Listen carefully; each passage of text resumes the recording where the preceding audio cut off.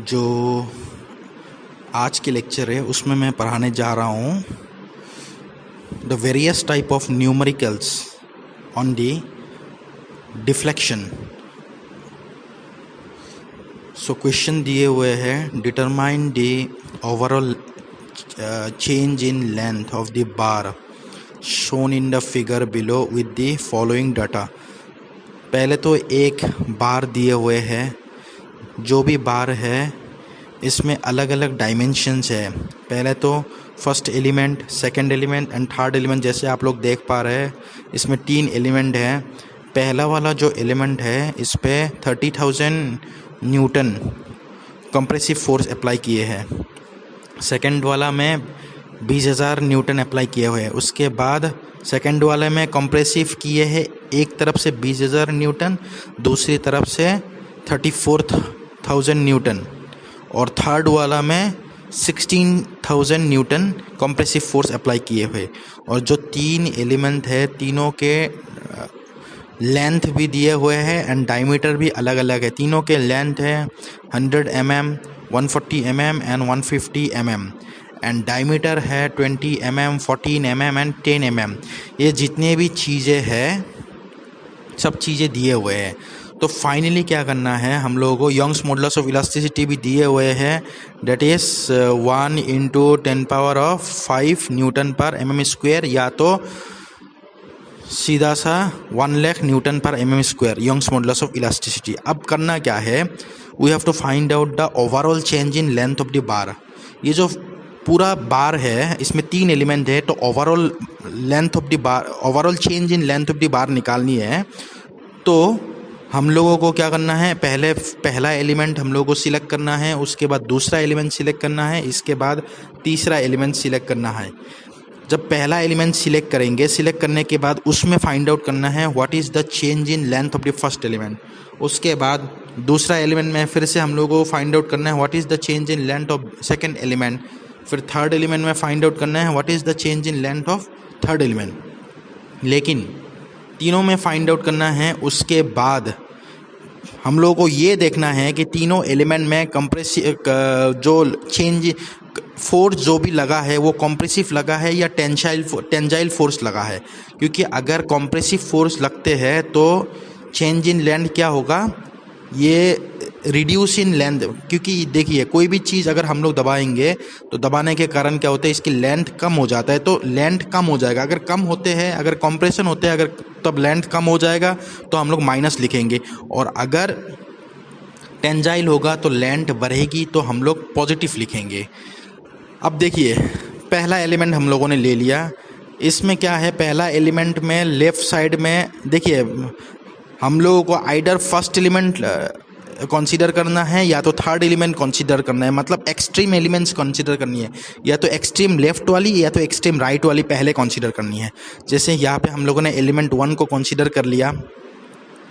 Consider करने के बाद देखिए एलिमेंट नंबर 1 पे 30,000 न्यूटन के कंप्रेसिव फोर्स लेफ्ट की तरफ लगा हुआ है, तो इसको बैलेंस रखने के लिए राइट साइड में भी हम लोग 30,000 न्यूटन के कंप्रेसिव फोर्स लगा देंगे। अब हम लोग आ गए दूसरे एलिमेंट पे। जब दूसरे एलिमेंट में हम लोग पहुंच गए तो दूसरे एलिमेंट में देखिए ये जो हम लोगों ने 30,000 वाला compressive force right hand side में पहला एलिमेंट में लगाया हूँ, उसको न्यूट्रलाइज करने, क्योंकि ये क्वेश्चन में दिया नहीं है, तो उसको न्यूट्रलाइज करने के लिए हम लोग, जैसे अगर हम लोगों ने लेफ्ट की तरफ दिखाया हूँ एलिमेंट नंबर 1 में, तो एलिमेंट नंबर 2 में उसको राइट की तरफ दिखाऊंगा ताकि दोनों मिलके 0 हो जाए। तो हम लोगों ने एलिमेंट नंबर 2 में 30,000 न्यूटन कंप्रेसिव लगा दिए, और क्वेश्चन में गिवन थे 20,000 न्यूटन, तो दोनों मिला के 50,000 हो गए। तो 50,000 न्यूटन कंप्रेसिव फोर्स, और राइट की तरफ भी हम लोग 50,000 किलो न्यूटन, मतलब 50,000 न्यूटन लगा देंगे ताकि वो बैलेंस रहे। अब सेकेंड एलिमेंट में जैसे हम लोगों ने 50,000 लगा दिया, तो थर्ड एलिमेंट में भी हम लोग न्यूट्रलाइज करने के लिए उसको 50,000 लगा देंगे पहले। उसके बाद क्वेश्चन में दिए हुए थे 34,000 टेंजाइल फोर्स। अब देखिए दोनों का डायरेक्शन जो 50,000 न्यूटन है और 34,000 न्यूटन है, उनके दोनों के डायरेक्शन अलग अलग है। इसका मतलब है माइनस हो जाएगा। अब माइनस होने के बाद कौन सा ज़्यादा आ रहा है? कंप्रेसिव फोर्स ज़्यादा आ रहा है। कितने आ रहे हैं? 50,000 minus of 34,000 is equal to 16,000। अब देखिए 16,000 कंप्रेसिव है तो राइट हैंड साइड में भी 16,000 है। इसका मतलब है क्वेश्चन में जो भी लोड दिए हुए हैं इसको हम लोगों ने बैलेंस कर दिया, न्यूट्रलाइज कर दिया। अब न्यूट्रलाइज करने के बाद जैसे आप लोग देख पा रहे हैं कि एलिमेंट नंबर 1 में कंप्रेसिव फोर्स 30,000 न्यूटन के है, सेकेंड एलिमेंट में 50,000 न्यूटन के है और थर्ड एलिमेंट में 16,000 न्यूटन के कंप्रेसिव फोर्स, तीनों में ही कंप्रेसिव फोर्स लगे हुए हैं। अब एलिमेंट नंबर 1 में हम लोग एरिया निकाल, पहले तो एलिमेंट नंबर 1, एलिमेंट नंबर 2 और एलिमेंट नंबर 3 में एरिया निकालेंगे। एरिया का फॉर्मूला है डायमीटर दिया हुआ है तो एरिया हो जाएगी pi into D square by 4। So pi into the diameter square by 4 कर दिया। So pi into 20 square by 4 equal to 314.16 mm square. Area in the second element is equal to pi into 14 square by 4 is equal to 153.94 mm square. Area in the third element is equal to the pi into 10 square by 4 is equal to 78.54 mm square। तीनों के area मैंने निकाल दिए। उसके बाद मुझे करना क्या है?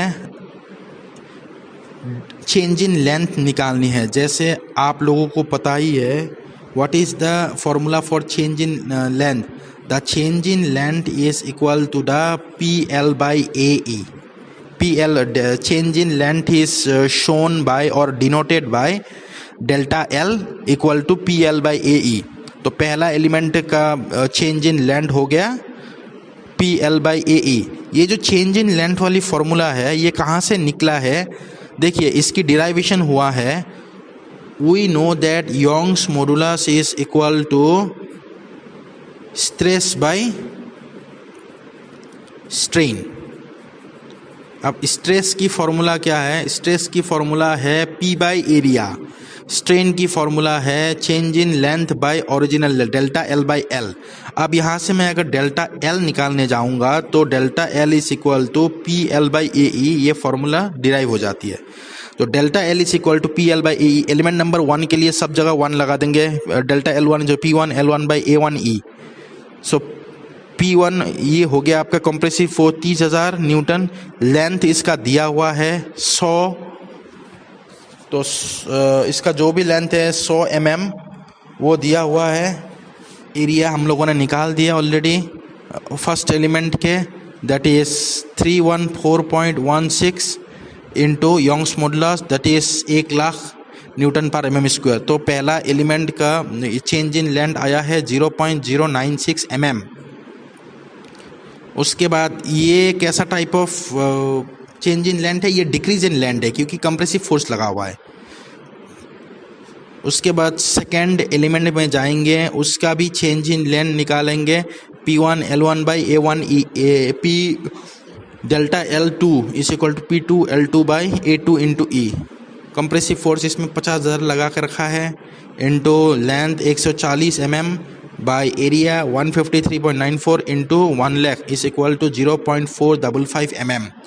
उसके बाद थर्ड एलिमेंट में जाएंगे। The change in length in portion 3 is equal to delta L1 is equal to जो सेकेंड एलिमेंट के चेंज इन लेंथ है वो भी कंप्रेसिव फोर्स के कारण रिड्यूस इन लेंथ हो गया। अब थर्ड एलिमेंट में जो भी कंप्रेसिव फोर्स लगा है वो कितना है? 50,000 माइनस 34,000 इज इक्वल टू 16,000। तो 16,000 into length 150 mm by area 78.54 into 1,00,000 is equal to 0.306 mm। ये भी क्या है? इसमें भी कंप्रेसिव फोर्स लगा है तो ये भी डिक्रीज इन लेंथ हो गया। अब तीनों में ही कंप्रेसिव फोर्स हुआ है तो तीनों में डिक्रीज इन लेंथ, तो the total decrease in length is equal to 0.096 plus 0.455 plus 0.306 is equal to 0.857 mm. 0.857 mm is the total decrease in the length. उसके बाद नेक्स्ट मैं एक फार्मूला डिराइव करूँगा। ये जो भी फार्मूला था delta L is equal to PL by AE, ये फार्मूला है whenever you are required to find out the change in length whenever compressive force or tensile force is applied. But दूसरा formula क्या है? Elongation in the any kind of bar, elongation in the any kind of bar due to self weight. जो इसके खुद के wait है उसके कारण कितने चेंज इन लेंथ हुए, मतलब डेल्टा एल की ही फॉर्मूला मैं निकालूंगा, लेकिन इसमें कोई भी हम लोग कंप्रेसिव फोर्स या टेंजाइल फोर्स नहीं लगाते हैं, लेकिन यहाँ पे क्या है, इलोंगेशन कितने होते हैं मेंबर के खुद के वेट के कारण, वो निकालेंगे। तो पहले क्या किया हम लोगों ने, एक एलिमेंट को कंसीडर किया, इस एलिमेंट में एक वाई वाई सेक्शन को हम लोगों ने पहले कंसीडर किया। एलिमेंट में वाई वाई सेक्शन को पहले ड्रॉ किया। तो जैसे मैं पढ़ के दिखा रहा हूँ आपको, consider a bar of cross sectional area A and length L. Total cross sectional area A है, लेंथ एल है, इज सस्पेंडेड वर्टिकली। सस्पेंडेड का मतलब है कि कहीं पे लटका हुआ है, सस्पेंडेड वर्टिकली, विच इज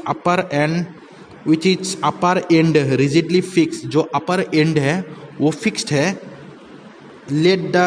उसके बाद हम लोग क्या करेंगे, यहाँ पे पहले तो हम लोग जो भी बार गिवन है उसकी वेट डेंसिटी को हम लोग एज्यूम करेंगे। Let the weight density of the bar is assumed as, let the weight density rho. जो वेट डेंसिटी है उसको हम लोगों ने रो से डिनोट कर दिया। उसके बाद वाई वाई सेक्शन को हम लोगों ने कंसीडर किया। जो वाई वाई सेक्शन है that is at a distance of the Y from the lower end. उसके बाद क्या करना है, हम लोग को वेट निकालना है। अब ये बताओ आप लोग, जो वेट डेंसिटी है, the weight density is equal to formula, weight density का फॉर्मूला क्या है, नॉर्मली डेंसिटी का फॉर्मूला होता है मास बाय वॉल्यूम, लेकिन वेट डेंसिटी का फॉर्मूला है weight by volume. So weight density is equal to weight by volume. अब हम लोग वेट निकालने जा रहा है तो वेट डेंसिटी इंटू वॉल्यूम कर देंगे तो ये वेट आ जाएगा। So weight density into volume, what is the volume of the bar, area दिया हुआ है ए, इंटू लेंथ है वाई वाई पोर्शन सेक्शन का Y, so density into area into Y is the weight of the portion of the bar below Y Y. Weight density हम लोगों ने निकाल दिए। अब स्ट्रेस निकालनी है वाई वाई सेक्शन में। Stress at Y Y section is equal to, stress किससे दिखाते हैं, सिग्मा से। So stress is equal at Y Y section is equal to sigma Y equal to, stress is equal to load by area होता है या wait by area होते हैं। Stress के फॉर्मूला क्या होता है, जैसे मैंने प्रीवियस क्लासेस में बताया था, stress is equal to load by area और weight by area. So weight हम लोगों ने निकाल दिए, rho into A into Y by area by A equal to rho into Y हो गया, मतलब density into weight density into length हो गया। उसके बाद स्ट्रेन निकालेंगे वाई वाई सेक्शन में। द स्ट्रेन सिग्मा से डिनोट करते हैं स्ट्रेन को, नहीं स्ट्रेस को सिग्मा से डिनोट करते हैं, स्ट्रेन को हम लोग एप्सिलॉन से डिनोट करते हैं, epsilon Y is equal to, strain की फॉर्मूला क्या है, strain is equal to stress by Young's modulus. Stress की वैल्यू क्या है, stress is equal to weight density into Y by Young's modulus E. अब हम लोग निकालेंगे what will be the change in length. जैसे हम लोगों को पता है change in length is equal to the P L by A E, P L by A E. अब P into the L by A E. अब formula क्या है पी के, अब लोड के फॉर्मूला है rho into A into Y. Change in length का formula होते हैं P L by A E. P के फॉर्मूला है rho into A into Y. Length के फॉर्मूला है डी वाई। एरिया के फॉर्मूला ए इंटू ई का फॉर्मूला ई। अब यहाँ से अगर हम लोग देखा जाए तो ए कैंसिल आउट हो गया, तो रह क्या गया, rho into Y into D Y by E. अब ये जो भी चेंज इन लेंथ है ये एक small elementary section D Y के लिए है। अब पूरा अगर पूरा बार के हम लोग चेंज इन लेंथ निकालेंगे तो लिमिट लग जाएगा 0 लेंथ से L लेंथ तक। What will be the total change in the length, the total change in the length delta L is equal to integration weight density into Y into D Y by the E from limit from 0 to L। So weight density into Y square by 2e 0 to L, so P into L square by the 2e। अब दोनों तरफ अगर हम लोग जैसे ये formula निकल गया, अगर इस फॉर्मूला में हम लोग ऊपर भी एरिया मल्टीप्लाई करते और नीचे भी एरिया मल्टीप्लाई करते, तो ऊपर अगर एरिया मल्टीप्लाई करते थे तो weight density into area into length square by 2 area into E हो गया। अब इसके बाद rho into A into L, इसका मतलब ये हो गया कि rho into A into L will be equal to the weight, so W into L by the 2AE। So finally हम लोगों की the change in length due to each own self weight की फॉर्मूला हो गया है W into L by 2AE, W L by 2AE। सो हम लोग को ये याद रखना है that the change in the length due to the self weight of the bar is W, not PL by AE, it is WL by 2AE. It is not PL by AE, it is PL by 2AE or WL by 2AE. Okay, thank you.